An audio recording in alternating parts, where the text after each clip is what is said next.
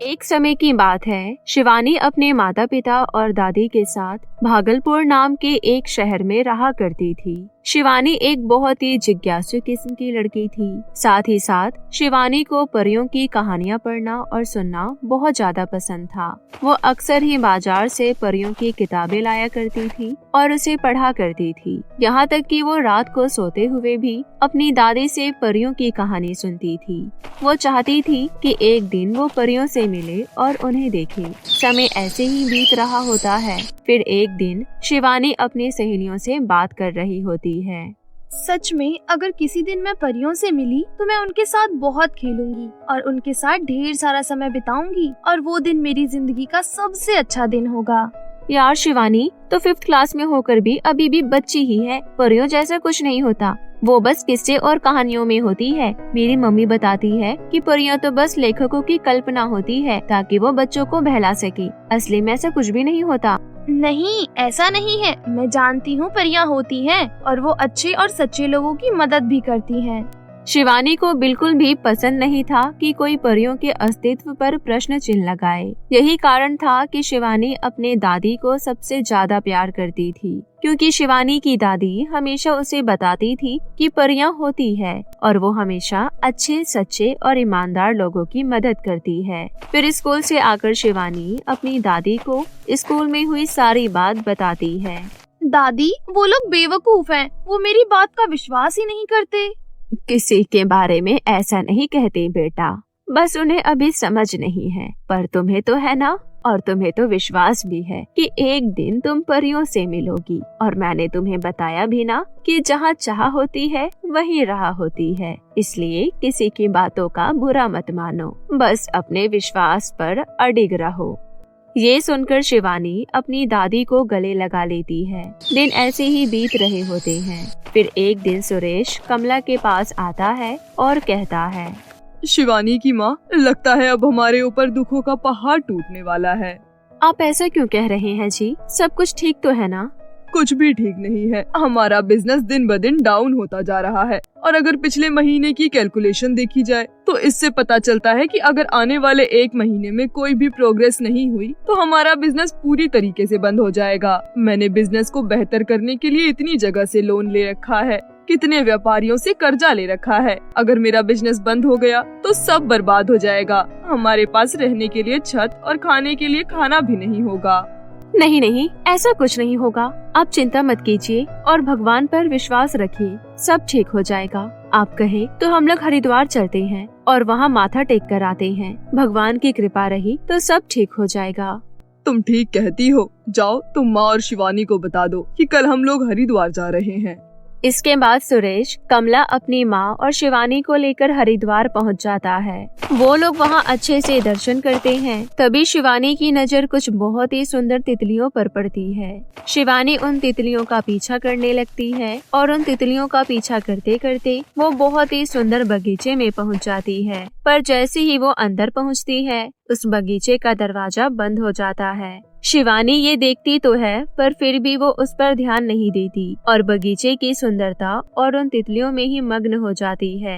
यहाँ सुरेश और कमला शिवानी को इधर उधर ढूंढने लगते हैं। शिवानी की माँ, शिवानी कहाँ गई? अभी थोड़ी देर पहले तो यहीं थी।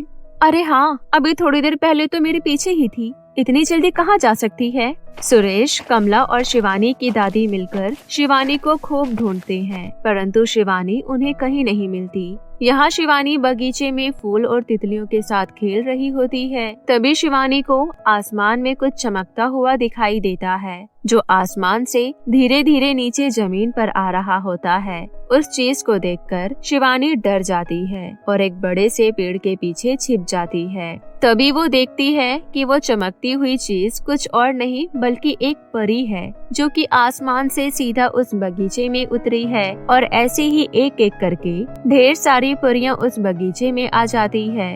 उन परियों को देखकर पहले तो शिवानी डर जाती है, परंतु बाद में वो बहुत ही ज्यादा खुश होती है। तभी एक परी अपनी छड़ी घुमाती है और वहाँ पर एक बहुत ही सुंदर कालीन बिछ जाता है और उस कालीन के ऊपर एक बहुत ही सुंदर सिंहासन प्रकट हो जाता है, जिसके बाद एक सुनहरे कलर का गाउन पहने आसमान से उड़ते हुए एक परी आती है। और उस सिंहासन पर बैठ जाती है। वो रानी परी होती है। रानी परी एक परी के कान में कुछ कहती है और वो परी सीधा शिवानी के पास आती है। शिवानी, डरो मत, मेरे साथ आओ, रानी परी ने तुम्हें बुलाया है। शिवानी पहले तो थोड़ा हिचकिचाती है, लेकिन फिर वो परी के साथ आ जाती है। रानी परी शिवानी को अपनी गोद में बिठाती है और कहती है, शिवानी, तुम तो हमेशा से ही परियों को देखना चाहती थी और उनके साथ समय व्यतीत करना चाहती थी, उनके साथ खेलना चाहती थी और मुझे तो तुम हमेशा ही याद करती रहती थी। फिर आज हमें देखती ही इतना डर क्यों गई? मैं डरी नहीं हूँ, बस हैरान हूँ कि सच में मेरी इच्छा पूरी हो गई। तुम्हारी दादी तुम्हें सही शिक्षा देती थी। हम हमेशा अच्छे, सच्चे और ईमानदार लोगों की मदद करते हैं, इसलिए तो हम परियां हैं। अब अगर तुम चाहो तो हम तुम्हारे साथ कुछ देर खेल सकते हैं। ये सुनकर शिवानी बहुत खुश हो जाती है और बहुत देर तक परियों के साथ खेलती है और बहुत समय बिताती है। तभी शिवानी को कुछ याद आता है और वो चिंता में पड़ जाती है। शिवानी को चिंता में देखकर रानी परी कहती है, क्या हो गया शिवानी, तुम थोड़ी परेशान लग रही हो, सब कुछ ठीक तो है ना? रानी परी, मैं अपने माता पिता से बिछड़ गई हूँ और मैं बहुत देर से यहाँ पर हूँ। मेरे माता पिता जरूर मेरी चिंता कर रहे होंगे और मुझे यहाँ वहाँ ढूंढ रहे होंगे। तुम चिंता मत करो शिवानी, हम तुम्हें सही सलामत तुम्हारे माता पिता के पास पहुँचा देंगे, परंतु उससे पहले तुम्हें हमारी थोड़ी मदद करनी होगी। मगर मैं आपकी क्या मदद कर सकती हूँ? आप तो खुद परियां हैं, फिर मैं छोटी सी बच्ची आपकी मदद कैसे कर सकती हूँ? शिवानी, हमारी एक परी माँ है जो बहुत बीमार है। उनकी बीमारी ठीक करने के लिए हमें पृथ्वी पर स्थित गंगा जल चाहिए और वो गंगा जल नदी से केवल एक ईमानदार और सच्चा इंसान लाकर हमें दे, तभी वो किसी काम का होगा। हम तो परियां हैं, इसलिए हम वो जल नहीं ला सकते। हमें कोई सच्चा और ईमानदार इंसान चाहिए। क्या तुम हमारे लिए वो गंगा जल लाकर दोगी? ठीक है, मैं आपकी मदद जरूर करूँगी।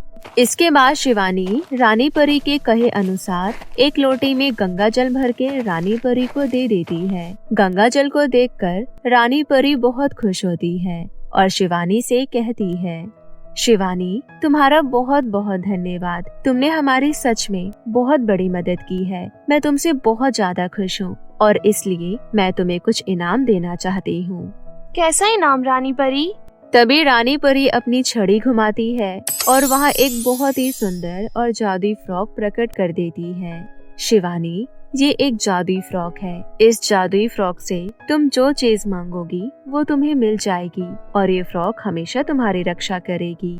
आपका बहुत बहुत धन्यवाद रानी परी, आप सच में बहुत ही अच्छी हैं और आप सब परियां भी बहुत अच्छी हैं। ठीक है शिवानी, अब हमें जाना होगा। हमारी परी माँ हमारा इंतजार कर रही होगी। ये सुनकर शिवानी थोड़ी उदास हो जाती है। शिवानी का उदास चेहरा देखकर रानी परी उससे पूछती है, क्या हुआ शिवानी, तुम अब उदास क्यों हो? शायद मैं आपसे आखिरी बार मिल रही हूँ, इसलिए। तुम चिंता मत करो, हम हर साल तुम्हारे जन्मदिन पर तुमसे मिलने आएंगे और कभी बीच में तुम्हें हमसे मिलने का मन हो या तुम किसी मुसीबत में पड़ जाओ तो इस फ्रॉक को पहन लेना और हमें याद कर लेना। हम तुरंत तुम्हारे सामने प्रकट हो जाएंगे। अब तो तुम खुश हो ना? आपका बहुत बहुत धन्यवाद, सच में आप सब बहुत ही अच्छी हैं। इसके बाद रानी परी और बाकी परियां वापस परीलोक लौट जाती हैं और साथ ही साथ शिवानी को भी उसके माता पिता तक पहुंचा देती है और वो लोग भी अपने घर लौट आते हैं। तभी अगले दिन सुरेश खुशी के मारे झूमते हुए कमला के पास आता है और कहता है, शिवानी की माँ सच में कमाल हो गया। लगता है कि कोई जादू सा हो गया है, सब कुछ बदल गया और वो भी केवल एक ही दिन में। आप क्या कह रहे हैं? मेरे तो कुछ समझ में ही नहीं आ रहा। कम से कम साफ साफ तो बताइए कि क्या हुआ है। अरे शिवानी की माँ, हमारा बिजनेस एकदम से अप हो गया है। एकदम से ही कंपनी की सेल 10 गुना बढ़ गई है। हमारी कंपनी जो बंद होने की कगार पर थी वो एक ही दिन में प्रॉफिट कमाने लग गई है और बाकी कंपनियों को टक्कर दे रही है। अगर ऐसा ही चलता रहा तो 1 महीने के अंदर ही हम सारे लोन और कर्जे से आजाद हो जाएंगे और कुछ ही महीनों में टॉप कंपनियों में शामिल हो जाएंगे। अरे वाह, ये तो बहुत ही अच्छी बात है। सच में ये तो कोई चमत्कार ही लगता है। दरवाजे के पीछे खड़ी शिवानी ये सब सुन रही होती है और मन ही मन मुस्कुरा रही होती है, क्योंकि उसने ही उस जादुई फ्रॉक से अपने पापा की कंपनी को टॉप पर लाने की विश मांगी थी। क्या बात है शिवानी, बड़े ही मंद मंद मुस्कुरा रही है और जब से हरिद्वार से आई है तब से अलग ही ग्लो है तेरे चेहरे पर। और वैसे ये बता कि तेरे पास ये फ्रॉक कहाँ से आई? ना तो सुरेश ने तुझे ये दिलाई, ना ही कमला ने और ना ही मैंने, फिर तेरे पास ये कहाँ से आई? इसके बाद शिवानी अपनी दादी को सारी कहानी बताती है। बेटा, मैंने तुझे कहा था ना कि तू बस मन में विश्वास रख। अगर तेरा विश्वास सच्चा हुआ तो परियां तुझसे मिलने जरूर आएंगी। और देखा, यही हुआ। अब तू इस फ्रॉक से केवल अपने घर वालों और अपनी ही इच्छा पूरी मत कर, बल्कि इस फ्रॉक से जरूरतमंदों की जरूरतें भी पूरी कर, क्योंकि एक सच्चा और अच्छा इंसान ऐसा ही करता है। ठीक है दादी माँ, परियों की दी हुई फ्रॉक से मैं गरीब और जरूरतमंद की मदद करूँगी और एक सच्ची और अच्छी इंसान बनूंगी। ये कहानी एक कन्हैया नाम के मछुआरे की है जो अपनी पत्नी रागिनी के साथ एक तालाब के किनारे रहता था। कन्हैया बहुत मेहनती और ईमानदार इंसान था। वो अपनी पत्नी रागिनी से बहुत प्यार करता था। कन्हैया रोज तालाब के पास जाता और मछली पकड़ता। कन्हैया मछली पकड़ के ही अपना गुजारा कर रहा था, पर उसकी पत्नी इन सब चीजों से खुश नहीं थी। और कब तक मुझे इस गंदी कुटिया में रहना पड़ेगा? मेरा दम घुटता है यहाँ। प्रिय, तुम्हें खुश करने के लिए मैं क्या करूं? अब तुम ही बताओ। अच्छा, तुम मुझे खुश करना चाहते हो तो मुझे इस बदबूदार कुटिया से बाहर निकालो। कितनी बदबू आती है यहाँ। मैं कितनी ही सफाई कर लूं, लेकिन ये बदबू जाती ही नहीं।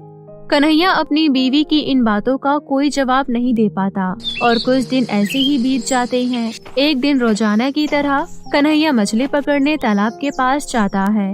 उस दिन वहाँ का मौसम बहुत सुहाना था, लेकिन काफी देर इंतजार करने के बाद भी उसे कोई मछली नहीं मिली। लगता है मुझे आज भूखा ही सोना पड़ेगा। तभी अचानक उसके मछली पकड़ने वाले कांटे में हलचल होने लगती है। कोई मछली उसमें फंस गई थी। कन्हैया रस्सी को जोर से खींचने लगा। एक छोटी लेकिन भारी और चमकती हुई मछली फंसी थी। ये देखकर कन्हैया हैरान रह जाता है, क्योंकि उसने अब से पहले ऐसी मछली कभी नहीं देखी थी। क्या बात है, कितनी खूबसूरत मछली है। छोटे होने के बाद भी भारी है और एक अलग ही तरह से चमक भी रही है। क्या सोच रही हो दोस्त? मैं छोटी होते हुए भी इतनी भारी कैसी हूँ, यही ना? अरे ये क्या, तुमने अभी बात की? हाँ, क्योंकि मैं एक आम मछली नहीं हूँ, इस वजह से मैं इतनी भारी और चमकीली हूँ और मुझे तुम्हारे बारे में सब कुछ पता है। कन्हैया हैरान होकर उसकी तरफ देखने लगता है। मैं इस तालाब की राजकुमारी हूँ और मैं जादुई हूँ। कृपया करके मुझे जाने दो, मुझे मत मारो। मुझ में खाने जैसा कुछ नहीं है, मुझे जाने दो। तुम जा सकती हो, मैं तुम्हें कुछ नहीं करूँगा। धन्यवाद, तुम बहुत अच्छे हो। मुझे ना मारने के लिए मैं तुम्हें 5 वरदान देती हूँ। तुम जब भी इस तालाब के पास आकर मुझे आवाज दोगे, मैं आ जाऊंगी और तुम्हारा मांगा वरदान पूरा जरूर करूंगी। कन्हैया उस मछली को तालाब में दोबारा छोड़ देता है। कन्हैया अपनी खाली टोकरी और कांटा उठाकर अपने घर की ओर भागने लगता है। उसे अपनी पत्नी को इस अद्भुत मछली और उसके दिए हुए 5 वरदान के बारे में बताने की बड़ी उत्सुकता थी। कन्हैया जैसे ही अपने घर पहुंचता है, रागिनी उस पर गुस्सा करते हुए कहती है, ये क्या, आज तुम खाली हाथ आ गई? हे राम, आज हम खाएंगे क्या? नहीं, मैंने आज एक बहुत अद्भुत मछली पकड़ी थी। बोलने वाली मछली, एकदम इंसानों जैसे बोलने वाली मछली थी वो। क्या, बोलने वाली मछली? हाँ, उसने मुझे बताया कि वो तालाब की राजकुमारी है। साथ ही उसने मुझे 5 वरदान भी दिए हैं, जिनकी मदद से मैं उससे कुछ भी मांग सकता हूँ। क्या तुम सच कह रहे हो? तुम्हें पता है ना कि हम कितने गरीब हैं? मैं तुम्हें कब से कह रही हूँ मुझे इस बदबूदार कुटिया में नहीं रहना, लेकिन अब तुम्हें मौका मिला है उसकी जान के बदले कुछ भी मांगने का। जाओ और उससे एक बड़ा सा घर मांग लो। प्रिय, हमारे पास जो है हमें उसमें खुश रहना चाहिए। मुझे कुछ नहीं सुनना, तुम अभी के अभी जाओ, नहीं तो मैं तुमसे बात नहीं करूँगी। अब कन्हैया के पास तालाब की ओर जाने के अलावा कोई चारा नहीं था, तो फिर उसी जगह पर आता है। पर अब उस जगह का माहौल थोड़ा अलग हो गया था। पानी अब थोड़ा हरा हो चुका था। जादुई मछली, क्या तुम मुझे सुन रही हो? मुझे तुम्हारी मदद चाहिए। जादुई मछली तालाब में से बाहर आती है और कहती है, कहो दोस्त, तुम्हें क्या मदद चाहिए? मेरी छोटी सी कुटिया में मेरी पत्नी खुश नहीं है। वो एक बंगले में रहना चाहती है। क्या तुम? तुम घर वापस जाओ, उसे वो मिल चुका है। कन्हैया हैरान हो जाता है और अपने घर की ओर भागता है। उसकी कुटिया एक शानदार बंगला बन चुका था। कन्हैया अपनी पत्नी से पूछता है, प्रिय, क्या अब तुम खुश हो? हम यहाँ हमेशा के लिए रह सकते हैं। क्या सच में अब हम यहाँ हमेशा रह सकते हैं? कुछ दिन बीत जाते हैं। अब कन्हैया की पत्नी रागिनी को ये बंगला भी छोटा लगने लगता है। रागिनी कुछ सोचती है और कन्हैया के पास जाकर कहती है, गुड मॉर्निंग महाशय, मैं अब जो बोल रही हूँ उसे ध्यान से सुनो। ये घर हमारे लिए छोटा पड़ रहा है। मुझे अब एक महल चाहिए और मुझे वहाँ की रानी बनना है। तुम अभी के अभी उस जादुई मछली के पास जाओ और ये मांग बताओ। क्या अब तुम्हें रानी क्यों बनना है? हमारा ये घर काफी बड़ा है। इस बात का फैसला मुझे करने दो। तुम अभी जाओ और मेरी मांग पूरी करके ही वापस आना। कन्हैया को समझ नहीं आता कि वो अब क्या करे। वो तालाब की ओर चल पड़ता है। तालाब किनारे आज हवाएं थोड़ी तेज थी और पानी का रंग थोड़ा लाल हो चुका था। कन्हैया को कुछ अजीब सा लगने लगता है। जादुई मछली, क्या तुम मुझे सुन सकती हो? जादुई मछली तालाब से बाहर आती है। मेरी पत्नी अभी भी खुश नहीं है। उसे क्या चाहिए? वो एक महल चाहती है और उसे वहाँ की रानी बनना है। ठीक है, वापस जाओ, उसे वो मिल चुका है। कन्हैया वहाँ से निकलता है और अपने घर पहुँचता है। घर पहुँचते ही वो देखता है कि उस बंगले की जगह अब एक बहुत बड़ा महल बन चुका है। महल के दरवाजे काफी बड़े और मजबूत थे और सब जगह नौकर इधर उधर अपने काम में लगे थे।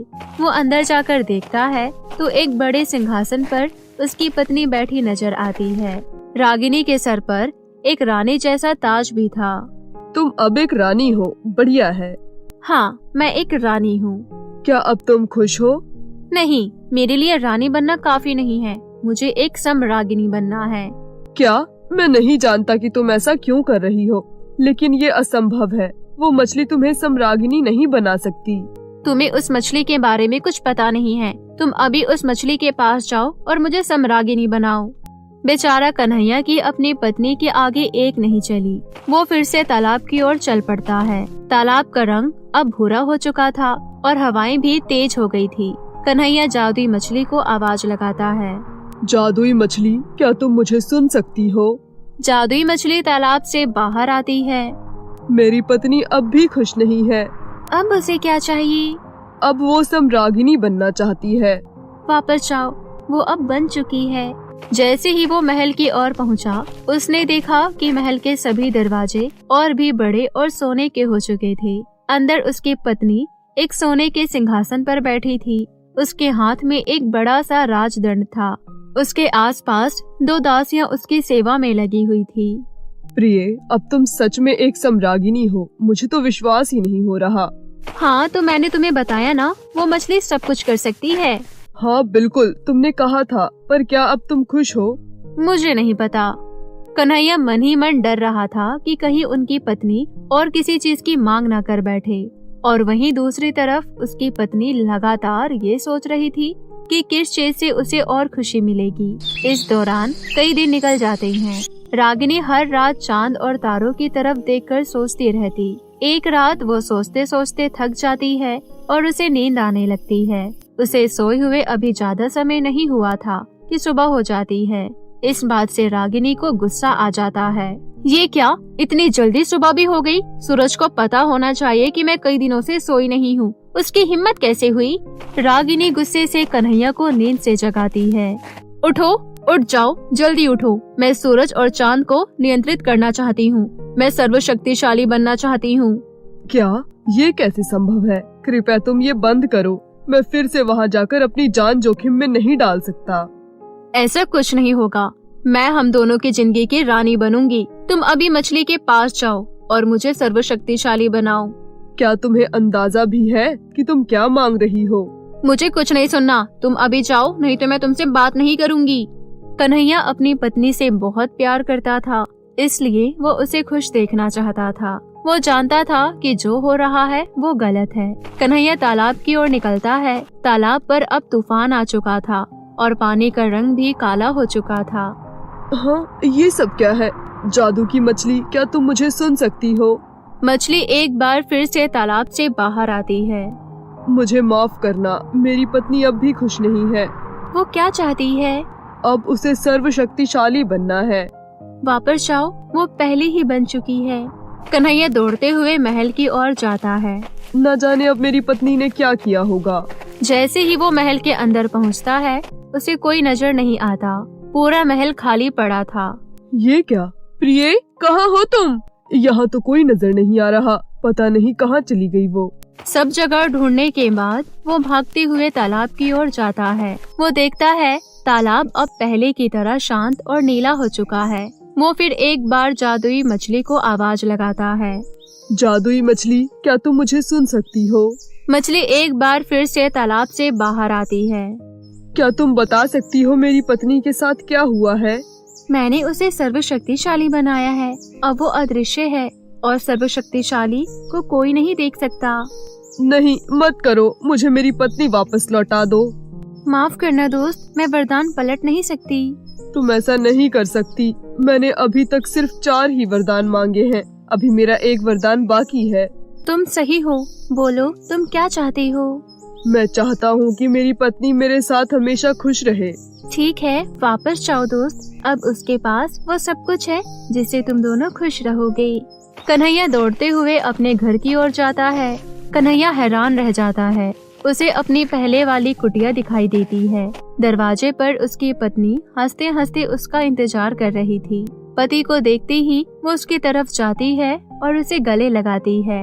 मुझे माफ कर दो, मैंने तुम्हें मेरी खुशी के लिए बहुत तकलीफ दी, मगर अब मैं ये जान चुकी हूँ कि सिर्फ धन और दौलत हमें कभी खुशी नहीं दे सकते।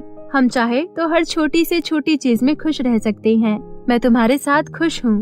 उस दिन के बाद कन्हैया की पत्नी ने उससे किसी चीज की मांग नहीं की। कन्हैया को अब अपनी कुटिया में किसी बात की कमी नहीं थी। वो अपनी छोटी सी कुटिया में ही प्यार से रहने लगे।